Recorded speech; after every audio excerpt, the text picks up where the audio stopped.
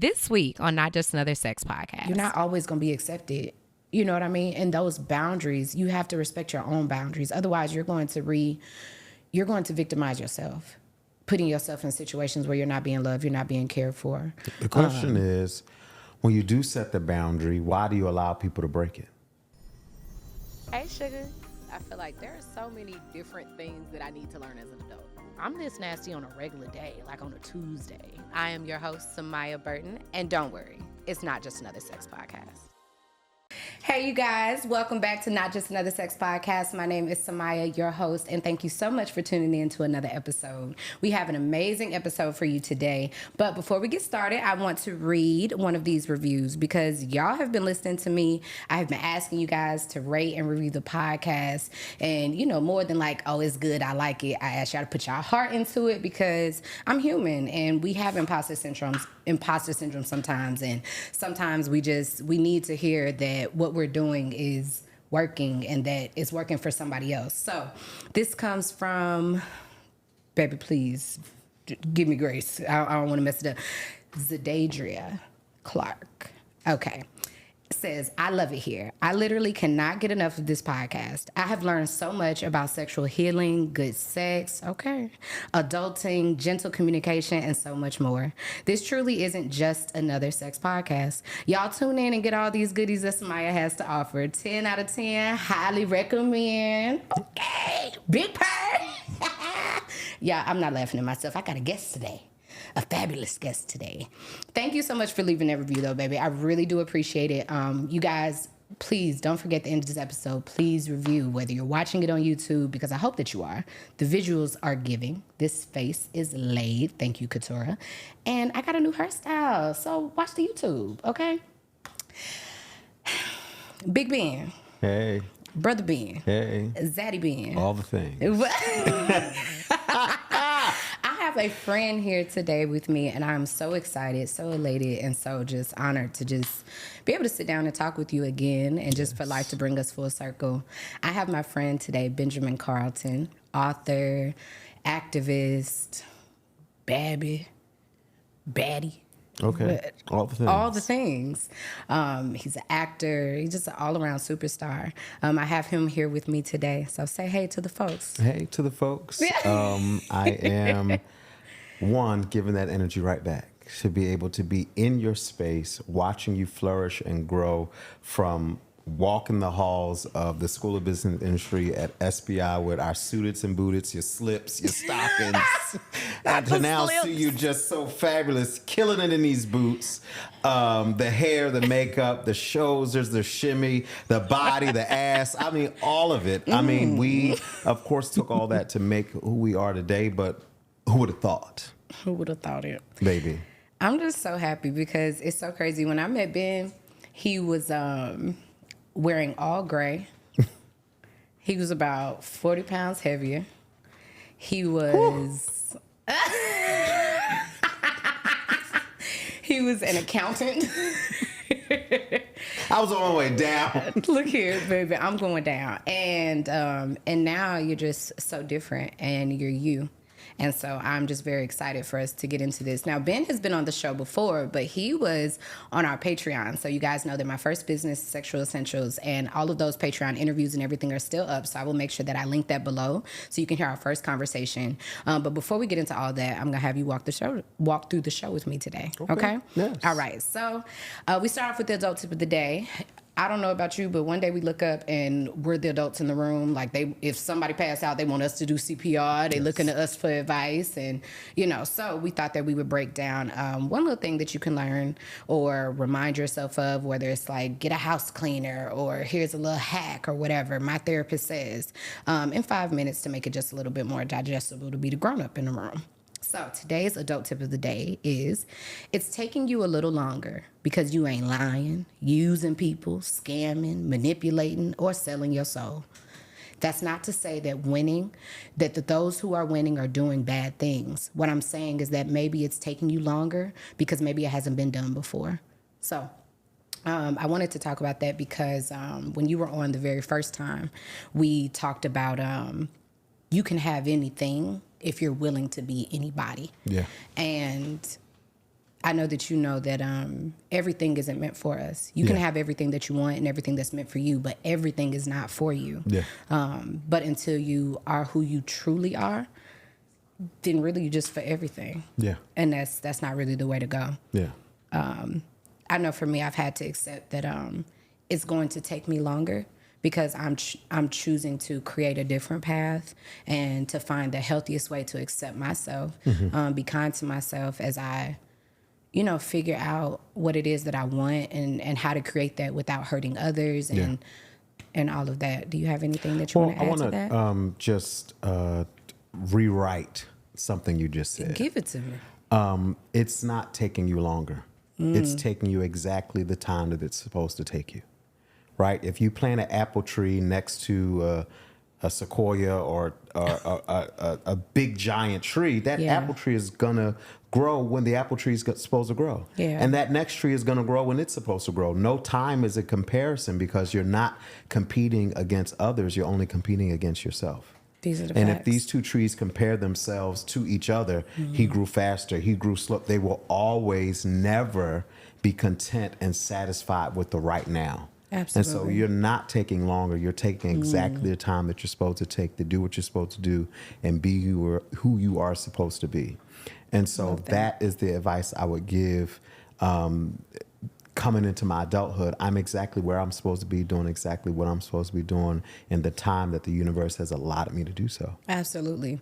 I sat in on one of your interviews the other day, and CJ Faison said that, don't be confused by what you see on social media, that at minimum it takes 10 years. Yes. At minimum it takes 10 years to blossom. So it's just definitely reconfiguring what is acceptable. And I think that our journeys are very similar in the fact that we have to unlearn so much to give ourselves space to be who the hell we are, you know?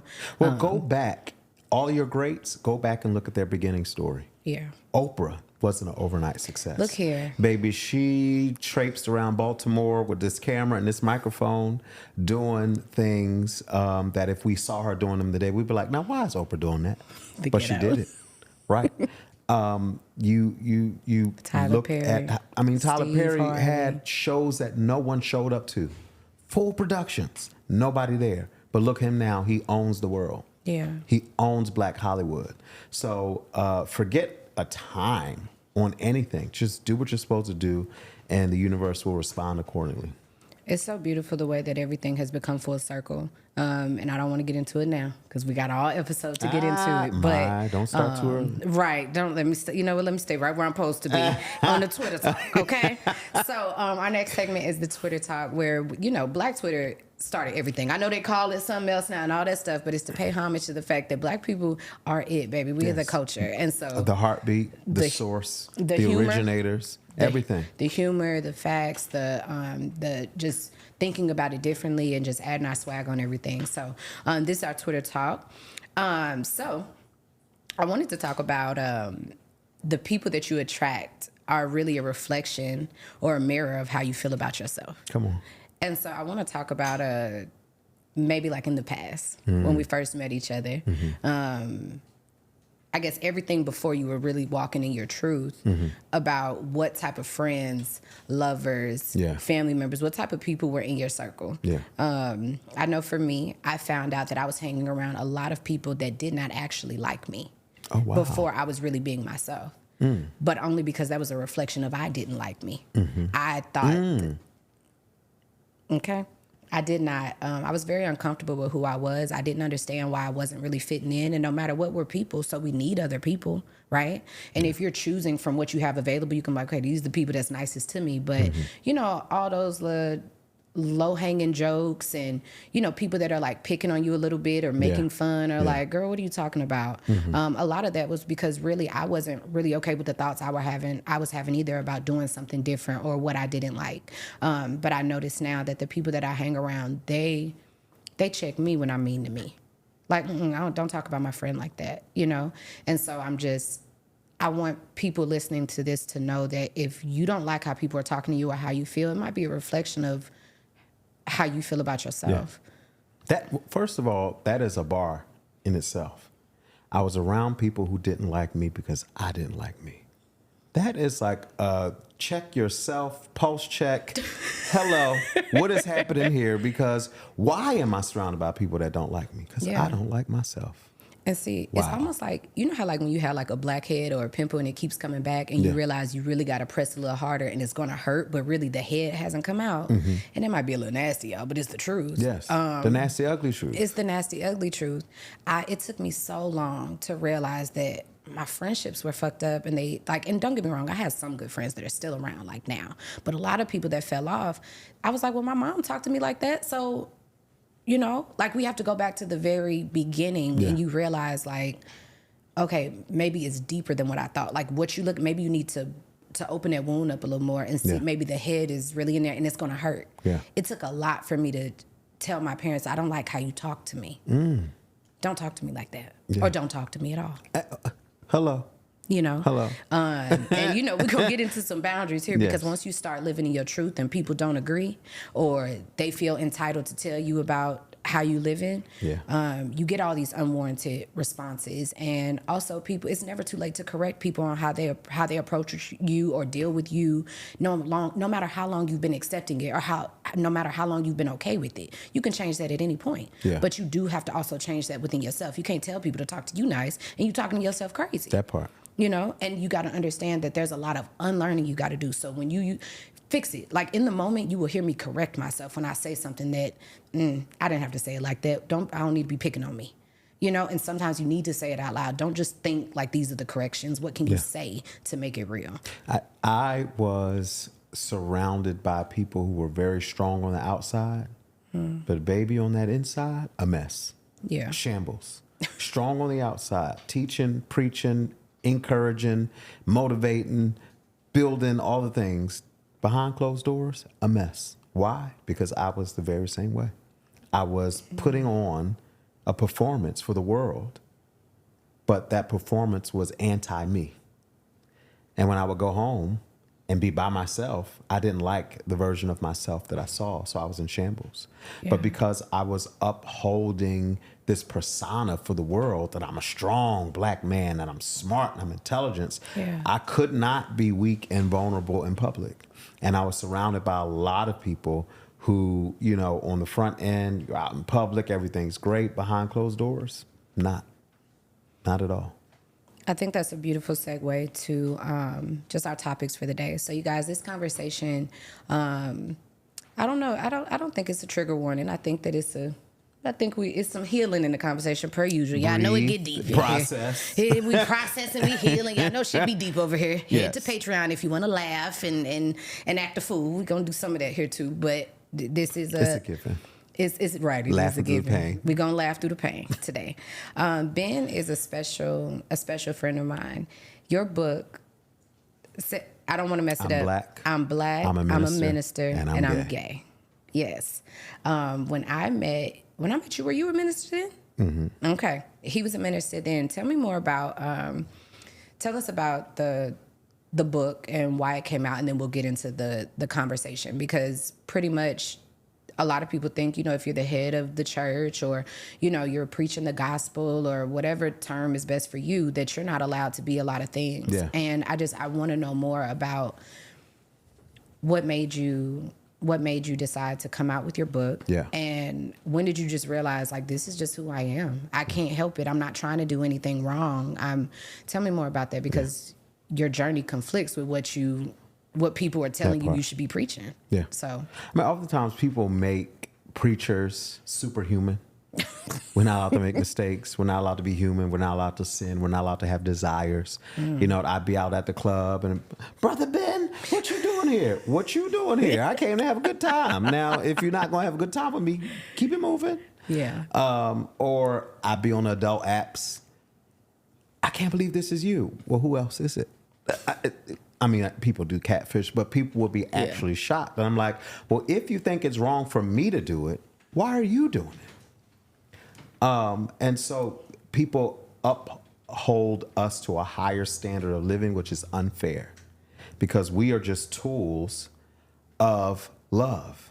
That's it. No special powers. There's no special section in heaven for preachers.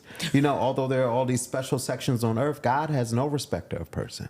Yeah. You know, we're all equal in the eyes of God. And so it took me 30 years to find my truth and live in it. And all the while, the truth was with me the entire time because the truth is me. I spent most of my life running from me so that I could fit into the world. And so a number of things led me to finally get to a place of living in my truth. And I spent most of my, if not all of my life lying. I spent a good part of my adulthood denouncing homosexuality and telling people it was wrong and you're going to go to hell. And so I felt it was my duty, now that I found this truth, to go back and fix what I messed up, to repair what I had broken through my words, through my actions. And then this book is not a gay book. It is truly a path to authenticity, no matter what part of life you're in. It's about finding yourself, doing the work, doing the therapy to overcome the narratives, whether they be meta or micro, that encourage your decisions you make, right? Your parents talked to you terrible your entire life. They told you weren't going to be nothing. So every time you try to attempt to do something, oh, I'm going to fail. Yeah. Why? Because the narrative is you never going to be nothing, or you're going to be just like your ugly old daddy. Like, I mean, you got to get rid of these things that are motivating your actions so that you can become who you were created to be. And that's all this book is about. Now, yes, we deal with the intersections of my life. I'm a black man in America, but I'm also a gay man in Black America. And those are double whammies of discrimination. Right. Growing up in Philly. Growing up in Philly, in the hood, sweet, queer, feminine, you know, all the things, but then Black in Philadelphia as well. So this book is about those intersections and how to overcome whatever your thing is, right? Whatever the world considers taboo, demeaning, not righteous, but it's who God created you to be. How do you deal with that? How do you become? How do you operate and live? And then I honor those who came before me, who made the path for me to be here to where I'm at. And then I let everybody know the history behind how homosexuality became the biggest sin in the world, denouncing man-made things like hell. Just some things are just fairy tales and fables, and we have taken them and made them real life. You know what I've realized, a lot of times when we don't accept ourselves, we end up hurting ourselves intentionally every day to keep that cover, Yes, right? absolutely. So if you being a minister at that time, you're talking down on like, okay, you shouldn't be this way, that way. That means that you also can't even allow yourself to be loved. Yes. You know? So like through our trauma, and a trauma of having to be with whatever you've learned. This is what was handed to you, or whatever. Trying to walk in that, you're traumatizing, like yourself every single day. I know for me, like with my background, I felt like I wasn't deserving of love by telling the truth. I thought that if I told the truth about my parents and what my dad was doing to me at whatever age, or talk about gang rapes and talk about, the things that I didn't voluntarily choose to do, or talk about the things that I chose to do because of me not understanding, and learning, I just thought that I would be looked at as filthy, as dirty, and everybody talking about like, oh, don't nobody want no girl that's ran through, or things like that. And it's like, how am I supposed to love myself if this is the rules that people are telling me that require me to be loved? I can't even allow myself to be loved if I tell the truth. I'm not going to get love if I tell the truth.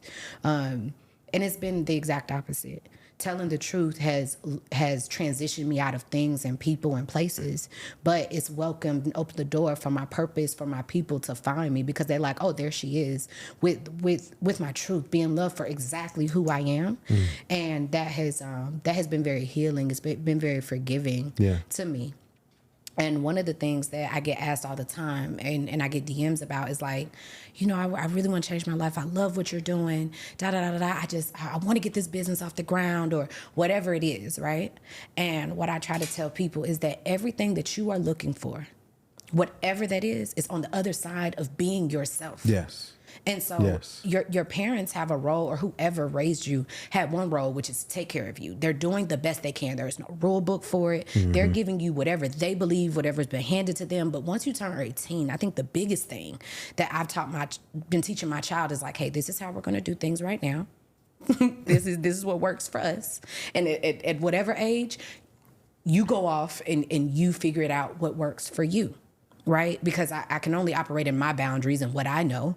But I think that that's going to be the biggest thing that I push, which is once you have to get out on your own, you need to go redo all these things that I taught you to figure out what do you want to keep and what do you need to let go.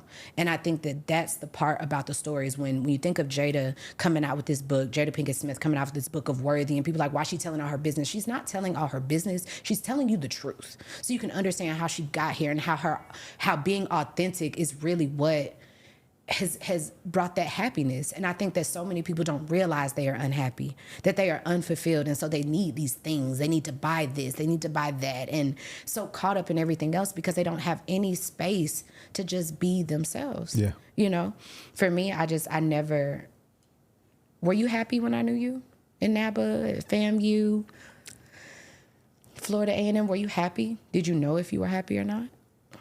I was unaware of the happiness I could attain. So I was my version of happy. But the happiness and the joy that I've experienced today, I didn't have it then. So I was happy enough because I was happy enough. only exposed to a certain part of life where I was like, oh, I'm satisfied. But once I've been exposed to this way of living, I can never go back there. And I live by the motto, until you bring your full self to the table, the universe can't give you everything that belongs to you because it doesn't recognize you. And as soon as you are yourself, you unlock keys to parts of your life that you are now ready to receive. Yeah. Because when you're living in a lie, the truth can't flourish. When you are living in darkness, light has to pierce through and get rid of the darkness. But sometimes we need to be the agents of our own change and the directors of our own lives and get rid of the darkness ourselves, whether they be the narratives that people told us, the experiences that have happened to us. Like, we are the captain of our ships. Nobody else is responsible. When I look back and I source all of the trauma and issues in my life, it was mainly my own ignorance that allowed them to perpetuate. If I'd known I could live in my truth and everything would be all right, I'd have done it much sooner. I just didn't know. Yeah. If I'd known that once I start putting me first, the world will adjust, I would have been put me first. I didn't know. To your point, I thought if I lived in my truth, I wouldn't get love anymore. My mom wouldn't love me. My family wouldn't love me. People would think I was nasty because that's, you know, when I kissed a guy in kindergarten, the first thing the entire class said was, "Ooh, you nasty." So I stopped doing it because everybody thought I was nasty. And so that being the prime narrative from boyhood, right? And then when my mom found out I kissed a boy, I got a spanking, and it was, boys don't kiss boys. So that was the thing that if I now tell the world at 30 years old that I like to kiss boys, I struggled with. I released an article on theroot.com in partnership with my organization, Be Me a Community, and The Root, and a lot of other publications. We were writing about things we love. And my team was like, why don't you write about what you love? And so we wrote an article. I'm Black, I'm a minister, I'm gay. And it released at like 4 a.m. and I had a panic attack. Yeah. Like, I was breathing heavy. I had called... Now, my good friend, mentor, and pastor at the time was Derek McGee out of Tallahassee. He's also a rattler. Okay. And I was like, I can't breathe. I'm having a panic attack. He was like, what did you expect to happen? Did you think this was just going to go okay, smoothly? Yeah.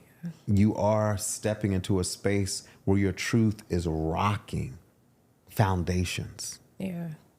But Telling your truth is not easy. If you don't, you can't move any farther or move past And anything be else. you can't receive everything that you're supposed to receive in life if you're living a lie.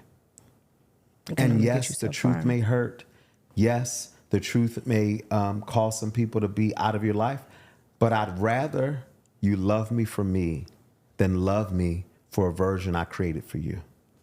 It's exhausting. Yes. It's exhausting. I can absolutely relate to that. When I came out with this show, everybody, you know, like for the first 7 to 10 episodes, everybody was like, girl, finally, you needed a show.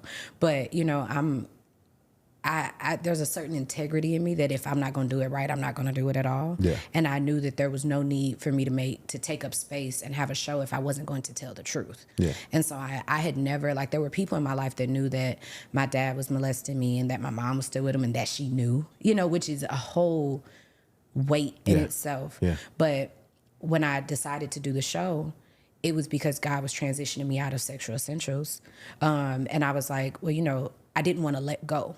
And there's so much pain in letting go or thinking that you're losing something versus changing even your thought process to transitioning out of it. And I had a panic attack on set that day. Went off from a makeup artist. I was like, why you ain't come with me? Even though she specifically said, do you need me to come with you? No, I don't. Just going off on everybody because I'm so upset. And when it was all said and done, I was just scared. Yeah. I had never told, everybody that story. I didn't know what would happen. I didn't know if people would believe me. I didn't know whatever. I was already seen as this sexual girl, right? Because I did Sexual Essentials and everything else. And so I wasn't prepared to lose, the only love that I knew, And I think that a lot of times we run away from the pain. We run away from the pain. We run away from the mistakes. Yeah. And see, we have to normalize that. Pain is normal. Pain is needed to grow. Yeah. There's a different pain when you break a bone, but there's also a pain when it's healing as well. Absolutely. And so, putting the stitches in the wound hurts. Yeah. But it's necessary in order to heal the wound. And truth hurts. Who said, what song is that? Truth Hurts? Truth Hurts. That's Beyonce? Don't give me the line. On this you said today. Usher. One of them. Somebody says Truth Hurts. He would know. Confessions. These are my confessions. No. Just when I thought so you hit the nail on the head when you said afraid to let go. We're all afraid of the unknown, no matter how old you are. We don't know what's around the corner, and our minds love comfort. It loves repetition. It loves when it knows the answer. Stepping out on truth is risky because we don't know. Is somebody going to be there to catch us? Yeah. Is somebody going to be there to love us? Learning to But realize you got to catch your damn I self. know, and two things for sure, is that truth will never let you down. Truth will never stop you from being all that God called you to be in that moment. Truth only opens the door for it to happen. Yeah. Now, sometimes that door opening means you done lost about 5 friends. Good riddance. That means you may have lost a couple contracts. Good riddance. That means you may have to move. Good riddance, because I want what's for me. Yeah. And I want what's for me that's going to propel me, not something that's going to hold me back. And so holding on to mistruths, holding on to lies, is a part of our human condition. There's nothing wrong with you for doing it. There's nothing wrong with you for being afraid. It's a part of who we are. But sometimes you got to process through the fear. You got to process through the pain. Yeah. If I want my leg to get better, I got to walk on it a little bit. I got to go through some therapy. I got to do the things to restore so that I can finally heal. But if I don't face it, if I don't walk through it, I'll never get to the other side. These are the truths. I do want to talk about some of the boundaries and the transitions of telling our truth to your loved ones, your family, and things like that. I know for me, thank you, baby. I know for me, telling my truth came with a weird response from my family. Everybody believed me, right? Not one person didn't think that it wasn't so. But what I found was that I was doing so much to hang on, to still the same, right? Like I told the truth and still was like hanging on to so many things. When I say that, I mean, I didn't want to cut off all of my family, right? Yeah. I said, you know what? I'll let them hang themselves. Either they gonna support me or they're not. And I dealt with that for a while because I thought that, you can believe me and still support my dad. I mean, that's his family and things like that, right? But what I found was that there's no such thing as the fence. Yes. The devil owns the fence. Yes. Okay? You have to decide what's okay and what's not. Yeah. And I found that family members weren't really respecting my boundaries. I got told by an aunt, because I didn't go to my grandmother's 60th or 7th, whatever her birthday, 65, whatever birthday it was. And they were like, that has nothing to do with you know, her birthday has nothing to do with your dad. You don't know this could be her last year here. You know, that's ridiculous that you're not coming. I just told you what was going on and all of these things, and you know that he's going, that they're going, and that there's turmoil. I'm not sitting at no damn birthday party with my ass cheeks clenched because I told you that, hey, this is my boundary. And so the judgment and the response from that just told me, you know what, I wasn't cutting you off just because I told the truth. You're doing that yourself by not respecting my boundaries or making it seem like, why can't you just deal with it? But I realized it was so many people in my family that was like, well, I dealt with it. Why can't you deal with it? Really, it's other things that's been going on, you know, behind closed doors that I have no idea about. But people are upset that you won't live in the same turmoil that they were willing to swim through all their life. Yes. And so that triggers people. Yes. You know? Because it's like, who are you to be free? Who are you to do something that I've been wanting to do? Yeah. Who are you to be liberated? It's like the allegory of the cave. You are in there chained up with people living in the darkness, and he starved himself and got out of the chains, walked out, saw the light, saw, you know, the beauty of the world. Security said, what are you doing? Get back in the cave. Went back in the cave, and they criticized him for going out in the light. And that's all that is. Because the question is, how many people already knew? Right. Why weren't you surprised? That's really my question. Why weren't you surprised when I told you my Why truth? isn't anybody calling the cops? Why isn't anybody falling over the floor like, oh my God? Why is everybody like, yeah, that sounds about right? That's a felony. Like, you go straight to jail. They murder folks in jail that do that. Let's talk about it. It's not okay. It's not okay. And what really pisses me off is the contradiction of people choosing when what is wrong and what is right. Yes. Because people will say, you know, oh, you a minister, you're not allowed to be gay. You talking about you that's clapping cheeks with the lady that's, oh, got it. Okay. Forget that. How about I can't bring my boyfriends around, but yet your nephew who beats his wife, they get to still come around. You invite your cousin who is very abusive. He can still come around, but I can't bring my boyfriend around. Yeah. Make it make sense. It's a lot of contradiction that goes on in like living your truth, and the people that say, well, I have a problem with this, I have a problem with that. You pick and choose what you want to see and what you don't. And there's a level of and that's why my favorite thing is integrity. Because integrity don't give a damn if you black, if you white, if you like booty holes, if you like kissing. It doesn't matter. Integrity is not, what I'm doing is not hurting anybody.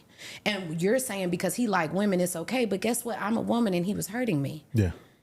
You know, so it's so confusing because it's like, if you loved me, why don't you want me to not be in pain? But what I realize is that if people don't love themselves, if they haven't even faced their own pain, you know, and that's so the like, source.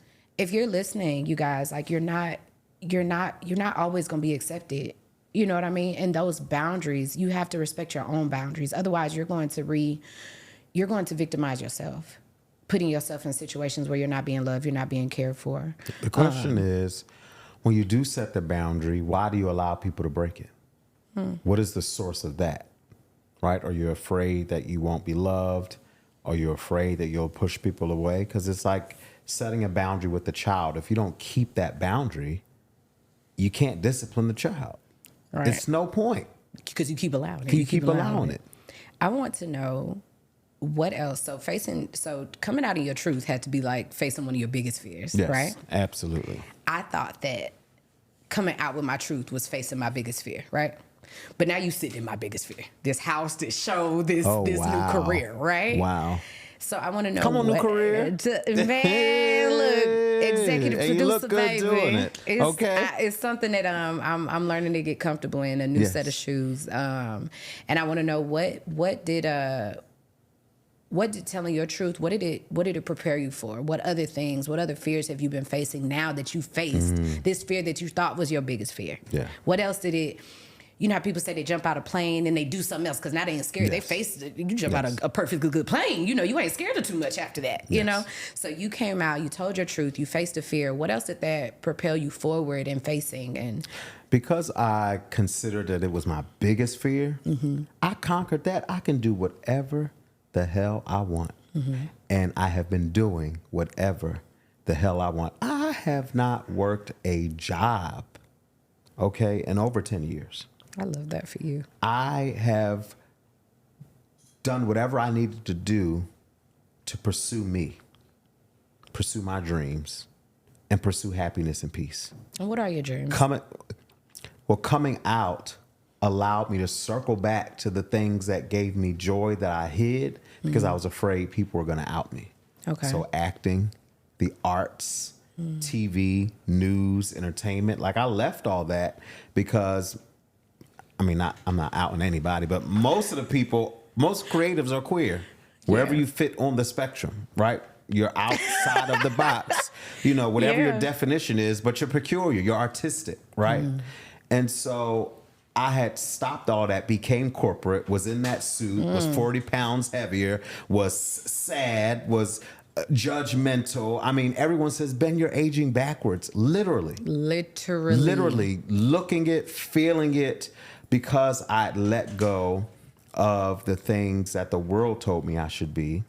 And so doing that allowed me to write my book, allowed me to go on tour, allowed me to produce my own TV show, allowed me to produce my own shorts and films, allowed me, because I no longer had anything holding me back. I could care less what people think about me.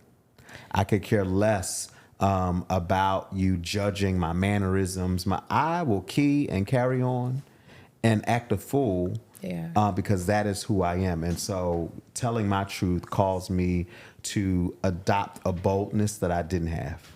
I found that after you and I both came out with our truths, that it actually brought us together. It did, didn't it? And we would have never done so. Never. I wouldn't be sitting at this thing talking to Not you. at all. I actually might be writing an op-ed about you. Child, she done wasted that good business degree talking about sex, rebuking you, all the things. I found that. Look here. I know when I came out with my truth, Big came out with his truth. When we saw each other, I was like, we good? He was like, baby, we good. What's up? What do we want to do? What do we want to do? It made me a safe place for others that had things going on that I wouldn't even know about. It made me qualified. My truth made me qualified, you know? And so even just the call when you were like, hey, somebody, I got this show. I need to do X, Y, and Z. I need it to be you. Yeah. That was... Don't make me cry. I about to say stop. We ain't even got through the conversation. Just trying to just bad bitch it full up. circle. Just trying to... It's crazy. Those full circle moments, especially when, you know, there was some turmoil in me exploring my sexuality and my polyamorous relationships and things like that, where it's like, okay, well, this didn't work out well. Am I going to lose Ben as a friend? But I realized, you know, you already understand truth. So you respected truth then as well. And so I found that I've gotten more opportunities. I've gotten... people respect the integrity of it all, and I love that. I want to know: are there any no's that you feel like that you still regret? Any no's that you've been told that you regret now, or that you feel like you're gonna come back and revisit again? Maybe like because of conflicting with who you used to portray yourself as, made you maybe not a safe place. You did used to condemn people. You did used to, you know, say certain things where somebody might not trust you anymore. Yeah. How do you deal with that? How do you deal with the regret of you maybe not being a safe place before and being told no, you know, no? Like how do you deal with that? First of all, on the fun side of it all, I regret not pursuing some men that I should have pursued. Okay, talk about it. Being scared to be myself, being scared to be open. And come to find out years later, they were into me too. We was just both living on the DL, and I didn't know. And I regretted that moment because I really wanted them at that moment. Yeah. Whether it was at their house. I'm like, read the signs, Ben. You're at his house in the middle of the night. He didn't call you over here for prayer. but I was such a prude. I was like, no, I'm not going. Because one, I was afraid to be out of it. Then I don't want to have to fight nobody. Okay. Because I'm nice. I'm a man of God, but I'm also from Philly. And okay, Duality, baby. baby. And so I love my freedom. I don't want to go to jail for sending somebody to the hospital. So but I regret not pursuing some men that I knew it would have went down. I do know. Baby, I reminisce. Actually, I get back. Hey, remember that time? Hey. You want to rekindle? Hey, stranger. Hey, stranger. And I, one day was scrolling on Facebook and I saw a post and it was highlighting a news article where some preacher who spoke against the LGBTQ community was found with like a male prostitute. And the guy was like, I hate people like this. I hate people who condemn people for doing the same things they do. When I was in high school, this guy told me that I was going to hell for being gay. And now he's in Hollywood living in a blaze of rainbow glory. And I was like, oh my God, he's talking about me. And I was like, y'all, he is talking about me. And I am so sorry. I was ignorant, I was judgmental, and I was self-hating, and it just I put that on you. I said, give me a call. I'm about to inbox you right now. And so I go so hard. Everybody said, why you always got to talk about gay? Because I spent years telling the gays they were going to hell. Yeah. And so because I tore down this community, I'm obligated to build it back up. And for the rest of my life.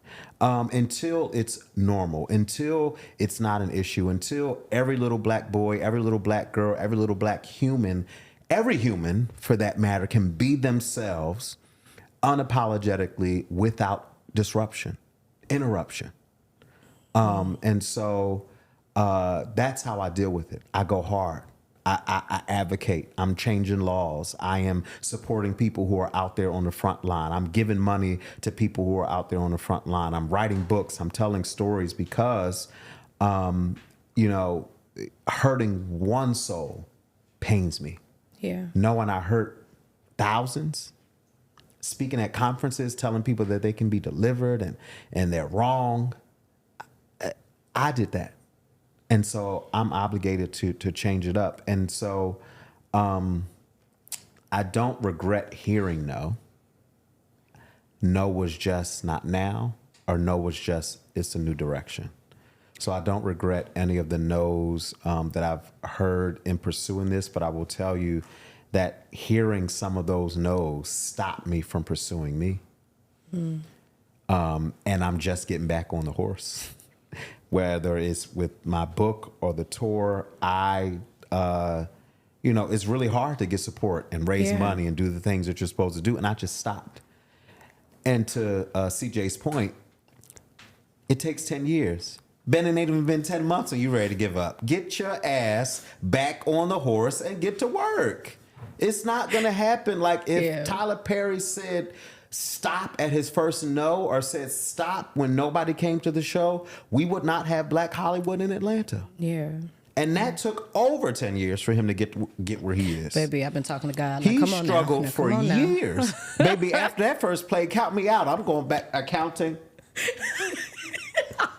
Because I didn't put money in this damn play and y'all Negroes ain't show up. Not one count me person. out. I ain't doing another thing for you blacks. Yeah. Because that's the first one. Y'all don't support me. Y'all don't support me. That actually CJ said that he was like, it's one thing to get a no from a white person who doesn't get it. Mm-hmm. It's another thing when you put a project out there and your people don't support you or they criticize you heavily. That hurts much deeply. And so if I was Tyler Perry, thank God I'm not Tyler Perry because we would not have TPS. We would not have Tyler Perry Studios. I found that there are a lot of people that didn't want to deal with me in the current because of who I used to be, and so I used to be such a hurt young lady, such a mean ass little girl, just very. I mean, you snapped before 0.1 second. I had no patience. Nobody had patience for me. I didn't have patience for myself, so I didn't have patience for anybody else.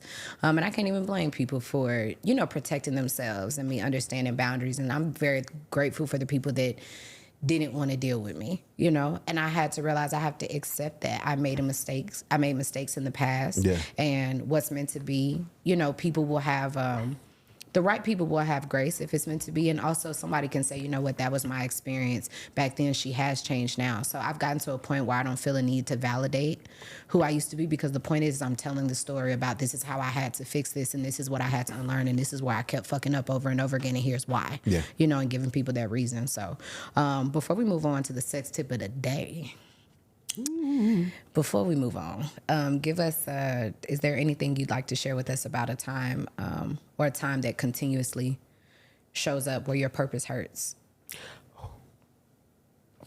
Come on now. Don't nobody talk about it. And you know what? And I'm going to go first because there was a... Yeah, let me process that. I'm going to go first. 2 weeks ago, you had reached out and you asked me about the space. We got off the phone, we moved on. I got an email and I was told to apply for the NAACP award. And I broke down because it was $350 and I had $352. Wow.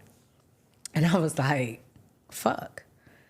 And I cried because I knew that I was going to pay it anyway. I didn't give a damn. And it hurt because I knew that as long as I had it, that's it. Yeah. You have it. That's the period. Not comma, not semicolon, not like, but that would be my last $2. Then at the end of the day, if I don't need that $350 today for anything else, then that means that you have it. And what I knew was, I said, you know what, this is a moment. This is a moment because everybody else been doing this stuff for me. I got my team that at some point worked for me when I couldn't pay them. Like, hey, can I do this next week? People that have bet on me. And so, bitch, how you not going to bet on you for $350? Because 10 years from now, $350 will be nothing. And you will be mad at yourself. Last year, $350 is ain't even thinking about it. You talking it's about... a night out on the town. Okay. Like, last year, what it was and what $350 is now, today. But I said, well, what I know is I don't know what's going to happen tomorrow. My life could change tomorrow. Everything could flourish tomorrow. Somebody who didn't shot a documentary in here, whatever, could post my stuff and I get calls. Anything could happen. So at the end of the day, I don't know. But what I do know is I got $352 motherfuckers. So I broke down because I said, you know, I've been told God that you can use me, that I'm here. I'm not scared. You know, I'm going to do this. And I know that it's all going to work out either way. As long as I have it, it's going to work out. Got off the phone after crying and complaining and everything else to my team as I purchased, you know, I spent about $350 and you had booked the house and paid in full when I got off the phone. I looked at my email. We love a pay in full. Baby. We love a pay in full. Because you know it only required a deposit to book. No, I get it over with. And I was going to sleep and I said, oh, I got a couple emails. Let me just check my emails real quick. And you had booked. And I was like, what if I didn't apply? Yeah. What if I didn't apply and I had missed it? Mind you, that was the deadline. Yes. What if I didn't apply? And the money still came. How silly would you have felt? Because that's the thing. Unlearning the fear. What are you scared of? If you're living, then there's still time. Yeah. There is still time. If you're afraid of looking like you ain't got it all, I ain't got no problem with telling y'all that baby been eating off egg sandwiches. But I look good though. Hello. Okay. This purpose has cost me. You know, but I've never felt happier. I've never felt more like I am valued, like I am seen, like I'm helping other people to complete their dreams. When I do this, I have never felt more. Even Sexual Essentials. Sexual Essentials was an avenue into my truth. But this, and I thought I wasn't qualified because I got a business degree, like you said. So I went from business degree, teach people how to suck dick, to, now I'm an executive producer and da-da-da. Baby, I can't work at camera. You don't even want me to take pictures from my phone for you. That's not my thing. So I thought I wasn't even qualified. And it's a slap in the face to God because he's like, baby, you did real estate. You did this. You did that. You needed Sexual Essentials so you can empathize and so you can make sure that those who are different, those who are peculiar, have a safe place to be. Yeah. You know? And so I'm more. I am uniquely qualified. Yeah. to help people bring their visions through. So my purpose hurt that day because I was like, God, why would you make me have to choose? But all he doing is making sure, are you ready? Yeah. Are you going to choose it when you think that you shouldn't choose it? You know? If you're not going to choose it now, when you got all this money and everything else, you might not choose me. So the fact that he just brings you through that ringer to make sure that this is really where you say you want to be, that for me, that was a day that my purpose hurt. And I felt the things that it made me feel. But I applied, so. Baby, and that's all you can do. It was just the fact that. And your name is before committees. Your name is, I applied for the award too. Talk about it. I'm not this year, but in previous years when my book first came out. And I too had to, because when you submit a book, you have to submit like, for every category, you got to submit like 40 copies so they could send it to, probably even more than that, to the committees to read it. That's a cost. No one bought those books. I had to buy them from myself and submit to the committee. Literally walking the streets of LA, strangers coming over. Oh, I just saw you on the book cover. They on the committee. I just read about you on the committee. It hurt. Didn't have the money. Struggling artistry is a real thing, especially when you're an artist on multiple fronts. Yeah. But it's required. A moment where purpose hurt me was in telling the truth.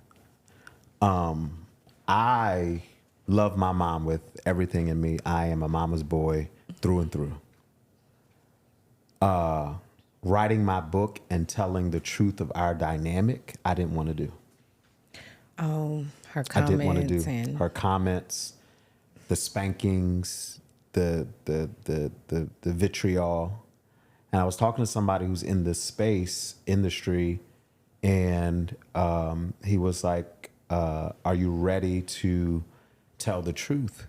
Like, if you're going to tell the truth, are you ready to tell the truth, the good, the bad, and the ugly?" And I'm like, but I love my mom. I still love my mom. Like, I don't want people to think that she's a villain. I tried my best to lighten it up. I tried my best. He said, "Are you going to tell the truth?" And I said, "No." And he said, "Well, you're not ready. Don't write this book." You're not ready. Yeah. Don't write this book. Me telling that truth hurt me. Probably hurt my mom. We never spoke about it. I still carry some shame when I read some of those parts because I'm like, I don't want the world to know this about my mom. But it was necessary to help other people heal because we're good. Yeah. We're healed. Also not caring what people think. But so many people have walked up, and that's actually going to be the first short that I do will be about me and my mom's dynamic.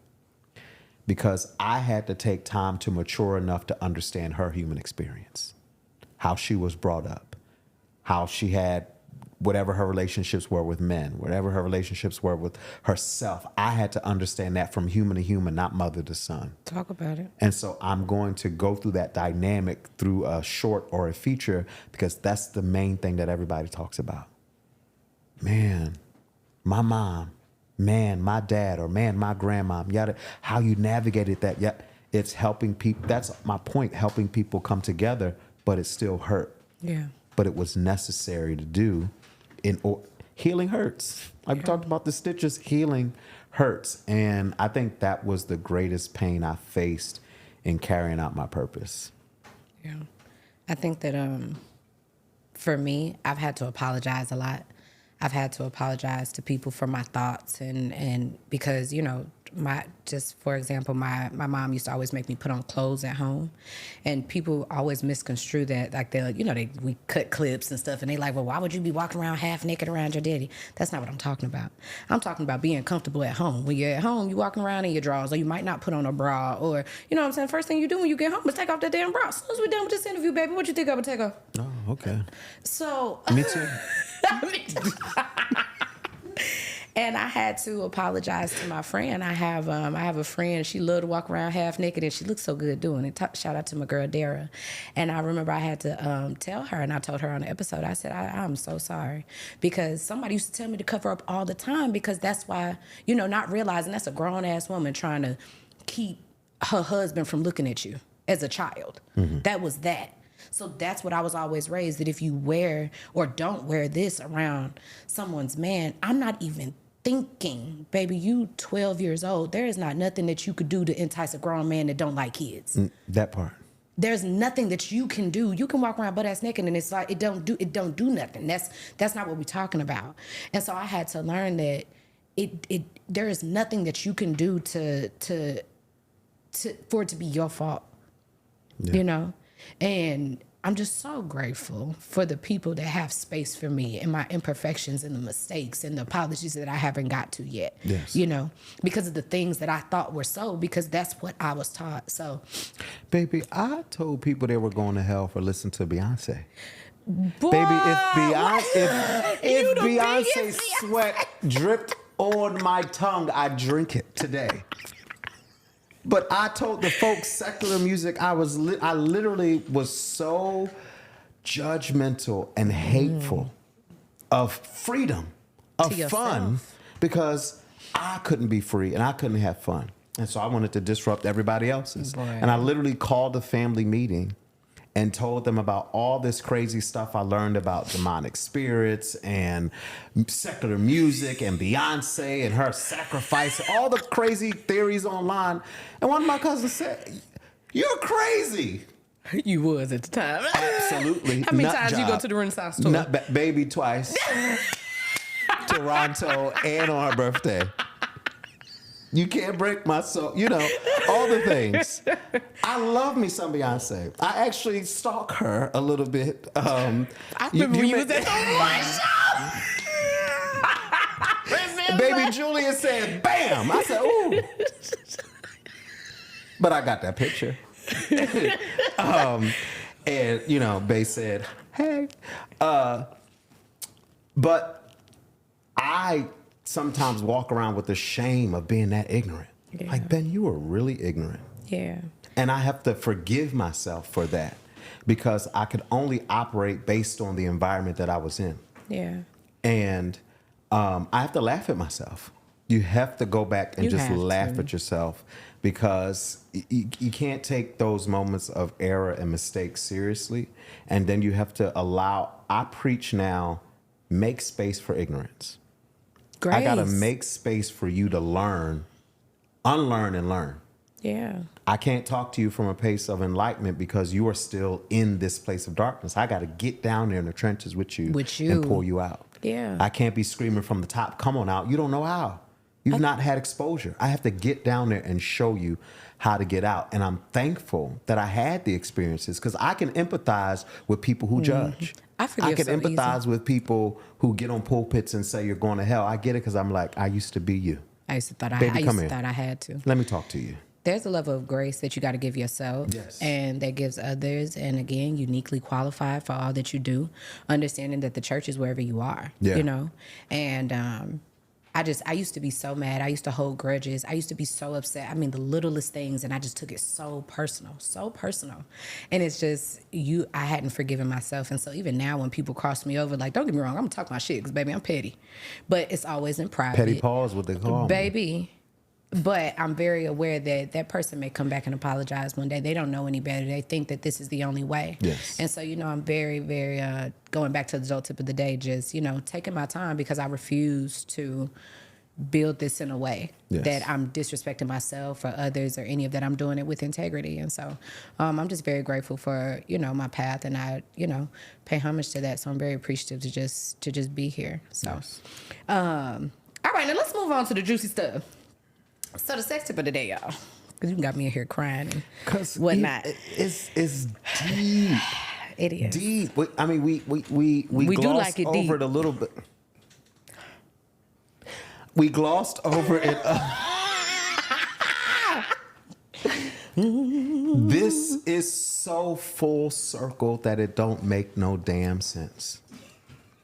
Everything falling into place like it did. Like, I didn't pre-plan this months ago. Yeah. I got a client that had me coming here for a week, and we had talked about, you know, the studio and what you're doing, the content creator house and all that. And when we talked, you talked about, now you're gonna have to remind me because I don't forget, something that was happening 6 months ago I said, what were you doing 6 months ago? I Yes. said, whatever that is, listen to that now. Yes. I said, what were you doing 6 months ago, Ben? You said, I wanted to come out with a TV show. And I said, okay. 6 months ago, I was in Montana betting on me, figuring out how I could bet on me, not waiting for somebody to discover me, not waiting for someone to just come with a big giant check. What can I do to invest in me and do the things that I've always been wanting to do? Everyone always says, oh, you need to talk to you, need to talk to you, and talk. I'm just waiting for somebody to hire me. Yeah, you're looking Why? for a miracle. Looking for a miracle. Baby, I am the miracle. You are the miracle. And Beyonce said, you are the visual. I am the miracle. Everything I touches turns into manifestations, not only for me, but the people around me. Look what happened. I started booking this for an hour and a half. It turned into 3 days. It turned into one of my brothers being able to do his documentary, part of it here. Meeting some amazing bringing people. other people into the space, all from just saying, yes, you know what, I'm going to do it. Yeah. I'm going to do it. And so this being owned and run by a Rattler. During The homecoming, team- we get that, y'all. The Y'all team, see the orange and green. yes, Get into it. Yes. Get into your it. team, Rattler, director of photography at Alpha. I'm an Alpha, CJ Alpha. They both from Beta Nu. Like all of these things coming together Yes. was divinely orchestrated by just simply following the path you're currently on. Yes. Sometimes we try to plan so far ahead, we get out of sync. If you would just plan for your week and follow whatever the spirit is telling you for that week, we get to this. So I have been emotional all week long because you had to be it. And if you never said yes, I wouldn't be here right now. I would be in somebody else's hands that didn't understand me, my vision, my creativity. None of that. It had to be you. But it couldn't be you if you hadn't said yes. 8 months ago, 2 months ago. Yes. We coming up on the 1 year anniversary of the show hasn't even been a year since I closed on the house. December 16th is coming. And it's just so crazy because I am, and I'm studying, but there are no miracles. Everything is a reflection of the work that you're doing, and undoing and everything else. So I'm so excited to see what happens. Baby, take me to LA. Take me to see Beyonce. I'm trying. Look here. Yes, I'm his executive producer. We're here on set. Where are we going next, honey? Where are we shooting next? Let's shoot the show. I know that if I, look here. Let me be that producer, baby, because we're going to be shooting in Greece and everything else. I have high expectations. Do. Okay. Budget is coming. Okay. Paid in full. Okay, that's the manifestation. Paid in full. Paid in full. That's the episode right today. So before we let you get up out of here, we have a couple more things to do. And you guys, he's referencing the eclipse. Okay, the eclipse is a 6-month thing. I've talked about it on I don't know whatever show. Y'all know. Keep up with the spiritual tip of the day. But the eclipse is a 6-month mirror. You know what I mean? So whatever you was working on 6 months ago, it shows up now. I don't look. Y'all know we record out of order. So whenever the eclipse came up, whatever you were working on, it comes back, okay? But the sex tip of the day is to pay homage to Sexual Essentials, my very first business. You guys, Ben was on the Patreon there. You guys can click the link below to catch up. But today's sex tip of the day is that anal play don't make you gay. Can I get an amen, somebody? Okay. Now this coming from a gay man. Yes. Okay? Yes. Yeah. And I say this, I think this is so important. Homosexual sex, same sex, queer sex, transgender sex, heterosexual sex is the lamest sex. It has the lowest number of orgasms. It has the most, most heterosexual sex is not full of pleasure. It's full Ooh, it's boring. It's so boring, okay? Because there's so many rules and what you limitations, what you can and cannot do. Baby, once these doors close, ain't no rules. Long as we safe It's consent. and not harming one another, how can we have fun? It's just consent. I promise you. And I'm not saying that this means, she said a word, I'm opening up my booty hole. That's not what I'm saying, y'all. What I'm saying is that... Clean it. Okay, douche your booty hole. Yes. But we're also saying Be open to nipple play. Yeah. Ask your girl, like, hey, I'm curious. Because they was talking about this on this show, and they said I ain't gonna ever try. So, babe, come on. Lick my nipple. Come on, just do it. Let's see if I like it. And women stop. The word is escaping me. Blame everything. Emasculating? Yes. What do you do when you... that don't have me lying, because I create words on this show. Okay. I'm sure we got a dictionary by now. That's what we go understand. Just because if your man likes anal play or nipple play, that doesn't make him feminine. That makes him a man. It's his body. Everything has pleasure. Like, you be cutting stuff off because you're like, ooh, that's gay, or oh, he don't like you, so he must be gay. That's where our G spot is. I in know. the anus. Oh, I know. They act That different. They doesn't act make different when you you get gay. up in there. I ain't gonna lie to you. Yeah, hello. It's a level of... Tank talked about it, and then people started I thought all you of said these. taint. No. I'm Tank. about to say, yeah, that's a good place to...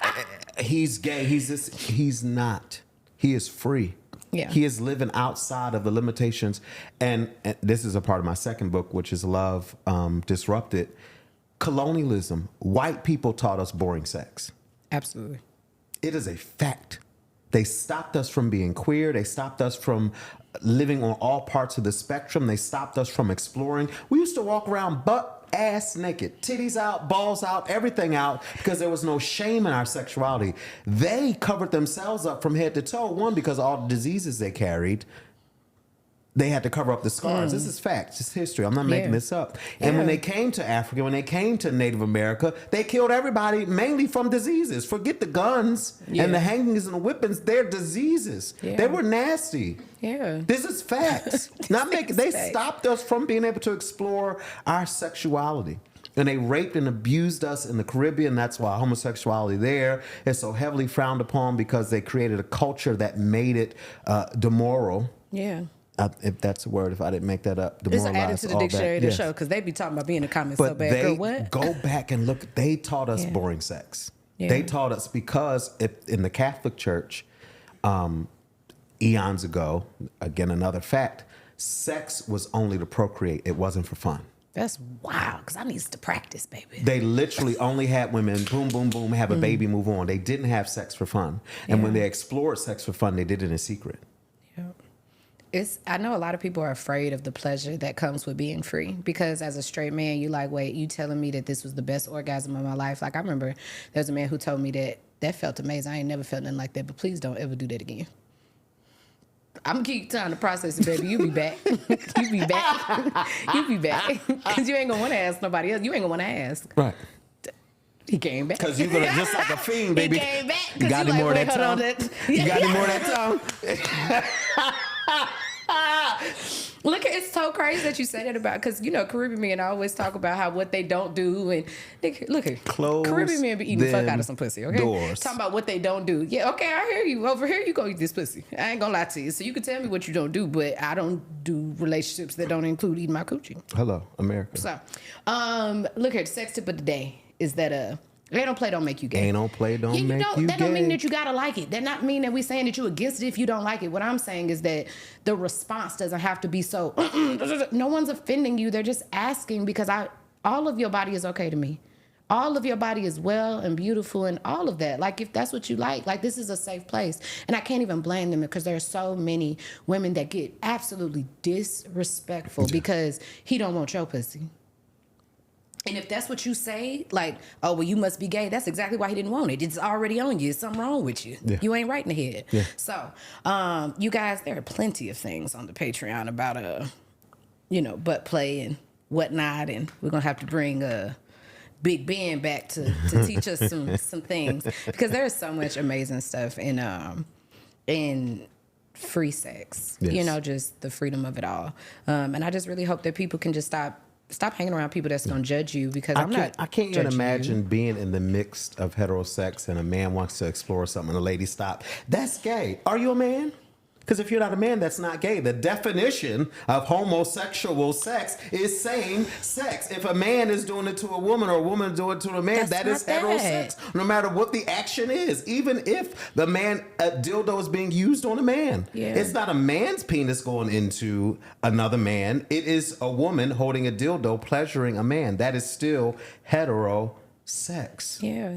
And don't mean you got to do it. Like, I yeah, always say white supremacy has done a job on us. oh, honey, it's going to take a long time to unlearn. But, you know, it's going to take a while. But I'm very appreciative of the straight men that are just like, I'm very comfortable with myself. Either I love them. It's just a... All my straight male friends are very comfortable. Baby, we do gay jokes. It don't intimidate you if it ain't got nothing to do with you. And there's nothing wrong. There's nothing wrong with being gay. Like, I love the fact that, like, when you go up to certain men and you ask them, like, oh, are you gay or straight? And they're like, oh, I'm straight. And it's like, oh, okay, no problem. I love that. Yeah. I love that. There's nothing for you to feel uncomfortable. Somebody else's truth ain't got shit to do with you. It ain't got shit to do with you. And y'all okay with so much other stuff. Like, y'all would rather have these grown men mess with these kids or cheating or this, but like the freedom, though, that's just where you draw the line. Yeah. Like, it's ridiculous, but we could go on and on all day. And last thing before we go is the spiritual tip of the day. And that's because, you know, spirituality is a little intimidating because it's so many words. And, you know, even at the beginning of the interview, I was like, damn, I hope they can keep up. Because, you know, sometimes when you get to a certain place of healing, the words that you even start using, they just change. Different. You're not trying to be like, oh, divine healing and grand rising. You don't try to be like that. Now, I ain't gonna lie to you. Grand rising make my ass itch. I hate hearing that one. But I get it. You know what I'm saying? I get it. But once you get to a certain point, just your words evolve. They change, and it's only a thing that you can really experience once you've been through it. And so I love the spiritual tip of the day because it just takes something and it breaks it down into little 5-minute tidbits. So that way spirituality is more inclusive. And so you can just realize that it encompasses so much. It's crystals, it's prayer, it's religion, it's your ancestor. Yes, your grandma that's tatted on your arm is not the devil. Like, that's your ancestor. And so just making sure that people understand that religion is also a part of spirituality. Like, it's not a replacement for it. It's all the things. Yeah. One of my favorites is astrology. It is a tool. It is a science. You know, it's the same thing that tells y'all when an earthquake or a hurricane coming, you believe it then. But queerness can show up in your chart. Yes. So, and which is also proof that it's always been there. Yeah. It's always been there.